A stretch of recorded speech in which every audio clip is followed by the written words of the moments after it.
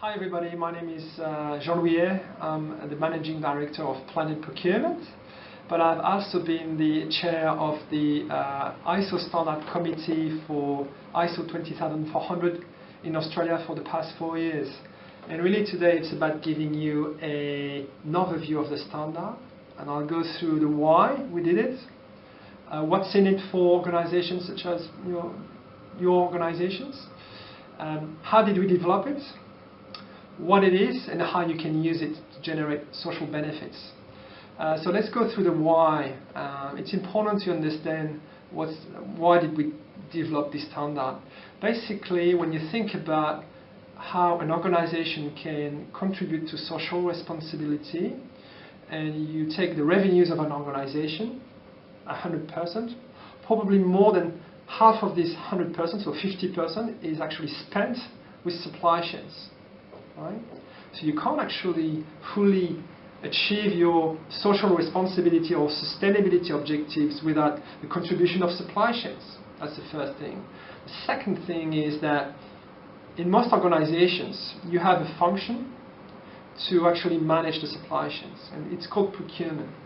It can be called sourcing, purchasing, buyers, supply chain management. It doesn't matter. You have actually people in charge of transforming stakeholder requirements or a scope of work or a brief into selecting the right supplier, selecting the right service or product, putting up in place the right contract or agreement so that the supply chain can actually deliver the social objectives, all objectives of the organization, but including the social objectives of the organization expressed by the stakeholders. So the ISO standard was actually designed and developed to enable organizations to deliver their sustainability and social objectives through the supply chains, through the procurement activity, because they basically all understand that you can't do anything without procurement. So that's why we did it. Some of the drivers are, I guess, the difficulty for people in sustainability and people in procurement to work efficiently together. They're struggling to work together, basically. They don't have the same objectives, the same culture, the same way to operate. So we found that developing an ISO standard on sustainable procurement will enable those people, sustainability and procurement people, to work more effectively together. And the last factor that triggered this project is basically the demand for social responsibility across the globe.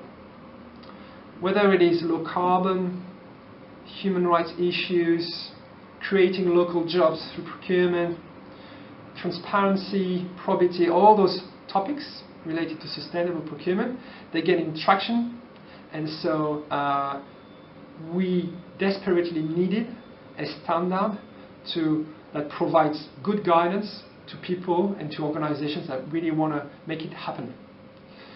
So how we developed this standard, that's my second section. It's actually a project that took 4 years. And why did it take 4 years? Mainly because we had 52 countries involved. Most of the major countries in the world were involved.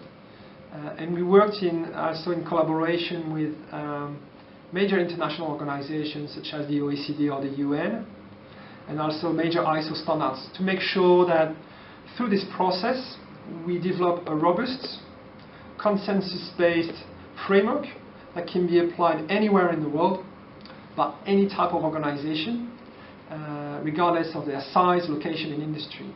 And what happens is that we have an international committee, and at the national level you have what we call mirror committees, like Australian mirror committees, and Social Procurement Australia is a member of this committee, but we have 20 other organizations. And before every international meeting we basically review the text, and we make sure that the text is fit for purpose for Australia. And if we think there are some modifications to be made, we just push them to the international level and we negotiate the next version of the standards. We've done that quite proactively, and that's why I'm quite confident to say that now the final text, which was published actually last week on the 20th of April, is fit for purpose for Australia. And our committee is still working to, on different initiatives. We have a launching event in Sydney on the 31st of May in the Parliament House, and we'll probably have one in June in Melbourne.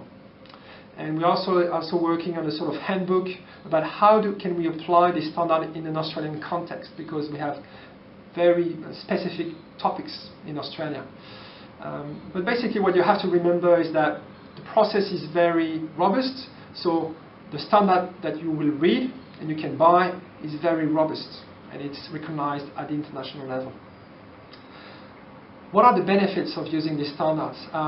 Well, I think most of the organizations now can feel that the stakeholders are more and more sophisticated in terms of what they require from their suppliers or from organizations in terms of sustainability. The rating agencies, the certification initiatives, the regulators, the investors, the clients, all those people are understanding what sustainable procurement means, so it's harder and harder to basically do some bullshit and get away with it. So we think that it provides a framework, quite a technical and practical framework to work effectively and to make sure that you implement best practice to respond to those requirements. And basically to be more efficient, because by having this standard, this framework, which is quite flexible in some way, you can actually deliver your outcomes with less resources and providing outstanding results. So coming to what it is this standard? It's a guidance standard. That's really important to understand that. It's not a certified management system standard. So in terms of standards, ISO standards, you have the certified management system standards, such as ISO 9001 or ISO 14001, where you have a quite rigid process to follow, and an auditor can come to your organization, they just look at the process, put the tick in the boxes, and then you can get a certification, you can get a stamp. For this standard, we didn't choose to go down that path, because the topic is quite complex, and we didn't feel that we could get a consensus at the international level to have a rigid process. So we chose the guidance standard path. It means that the framework is more flexible, you have a lot of guidance, and you will be able to apply it as you wish, depending on your context, your procurement, organization, governance process, basically your business. You will be able to adapt it. So what do you have in terms of the content of the standard? You have actually 7 sections, and 4 sections are really important, so I'll go through them quite quickly. One section is around fundamentals, so it's about those overarching principles and techniques that you should apply regardless of your role in the organization. So we describe what is the scope of sustainable procurement. So it's a broad scope covering the triple bottom line: social, environmental, and economic. And it's really important because if you're only tackling the environment, for example, you run the risk of being caught on other stuff, like the social stuff, for example. So the scope is broad.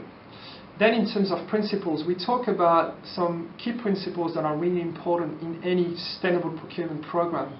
The first thing is integrating sustainability into risk management processes. Second one is exercising due diligence in extended supply chains. So what happens in Tier 2, Tier 3, Tier 4, especially if you're dealing with maybe countries with low regulation, a low level of regulation, sorry. We talk about challenging the buying organization procurement practices to make sure that you're not creating, through your procurement practices, adverse sustainability impacts. I'm going to give you 2 examples. The first one is the fashion industry, where they're imposing tight, impossible deadlines to their factories. And then on the other hand, they're asking those suppliers, those factories, to not have any child labor or whatever. This is nonsense. If you're imposing tight deadlines, you should compensate your suppliers so that they make the right choices and they put in place the right management systems. Another example is payment terms. how can you expect your suppliers to do anything around sustainability if they are just struggling to survive because you're imposing them 90 days payment terms, or even I've seen 120 days payment terms. The third example is social procurement. How can you expect social enterprises or indigenous businesses or all those guys to access your tenders if your procurement process is so onerous and so complex that they're not even thinking about it? It's too much for them. So we really talk about looking at the supply chain, of course. What are the issues in the supply chains, but also looking at your own procurement practices. One other key principle that we talk about is total cost of ownership and life cycle costs. So if you're only looking at the purchasing price, how can you expect your suppliers to give you the best sustainability value, including social value? And we're really talking about total cost of ownership as a good way to look for sustainability impacts. And we're also pushing the border further than that by talking about life cycle costs and how can you monetize social and environmental externalities to make sure that you can measure the social benefits that you provide to the society in addition to your organization. So we have good things like that. I won't go through all the details of all the good techniques that we provide, but the fundamentals, which is section 4, provides you this sort of toolbox to work with. Then what we do is we go through all the levels, basic levels of the procurement activity, and we give you some guidance about how to deal with them. First, policy and strategy. What do you do at the top level of your organization? The really strategic directions that you take, and how do you communicate those directions and strategies, and how do you implement them? Then we go through different aspects of the organization, such as governance, training, HR management, reporting, category management, grievance mechanisms. So we go through all those different aspects of middle management, which are even more relevant for sophisticated procurement functions for big organizations. And then the last section, but not least, is the procurement process. And we're really describing a full procurement process from planning, everything you go before you go to the market, to sourcing, all the sourcing process, supplier selection, specifications, evaluation, negotiation, contract award. And then we go through contract management, because once you've awarded the contract, it's just the beginning. You have to get your suppliers to deliver what you want. So we go through the implementation of the contract, the management of the supplier performance and relationship, managing supplier failure, all that stuff.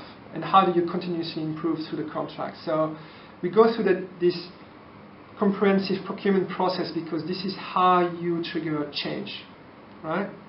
We actually talk also about how do you manage your supply base, your suppliers, to build the capability to help them to grow and to develop them. So in terms of social enterprises, for example, or indigenous businesses, or all those specific organizations with a social purpose, we give you some tips to say, well, maybe you should develop those guys.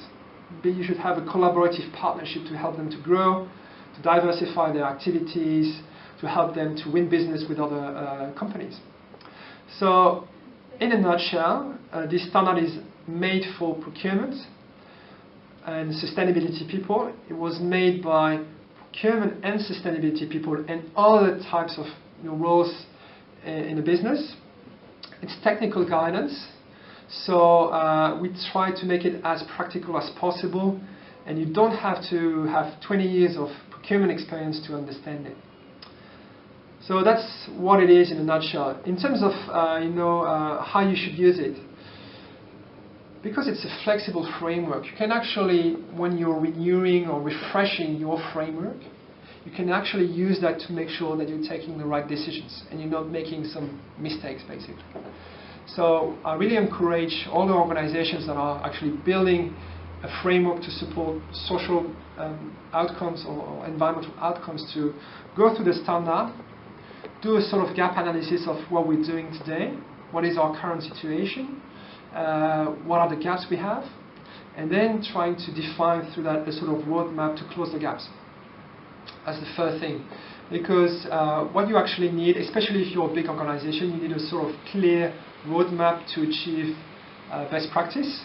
And in this field of social procurement, for example, the best practice is evolving on a weekly basis, basically. We're always reaching new frontiers in terms of what does it mean to do social procurement, what sort of benefits do we need, what are the great practices to achieve those objectives. So this ISO standard provide you a framework to achieve this best practice in your own way, with your own time frame, and we think that's a great benefit of the standard. So hopefully it gives you a sort of idea of how you could use it and what sort of benefits you could achieve through that. And I'm happy to respond to any of your questions now in the live mode. Thanks a lot.